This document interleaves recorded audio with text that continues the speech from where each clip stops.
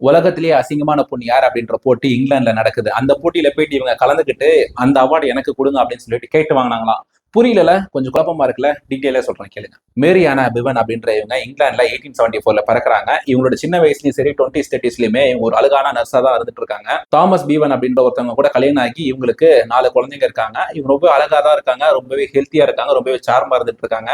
காலங்கள் போக போக ஆக்ரோமெகலி அப்படின்ற ஒரு நோயினால இவங்க பாதிக்கப்பட்டுறாங்க. அந்த நோயினால ஒருத்தவங்க பாதிக்கப்பட்டாங்க அப்படின்னா அவங்களுடைய growth ஹார்மோன் செக்ரீஷன் வந்து ரொம்பவே ஜாஸ்தியா இருக்கும். அதனால இவங்க பாதிக்கப்பட்டு இவங்களோட உடம்புலாம் ரொம்ப பெருசா வளர்ந்துட்டு போயிட்டே இருக்கு.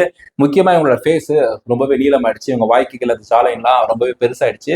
இந்த ஒரு சூழல்ல, மோசமான சூழல்ல இவங்களுடைய ஹஸ்பண்டான தாமஸ் பீவனும் இறந்து போயிடுறாங்க. இவங்களையும் இவங்களோட 4 பசங்களையும் ஏழ்மையில விட்டுட்டு போயிடுறாரு அவரு. இவங்க எல்லா இடத்துக்கும் போயிட்டு எனக்கு வேலை கொடுங்க, எனக்கு 4 பசங்க இருக்காங்க, அவங்களோட பசியை போக்கணும் அப்படின்னு சொல்லிட்டு எல்லா இடத்துலயும் வேலை கேட்கறாங்க.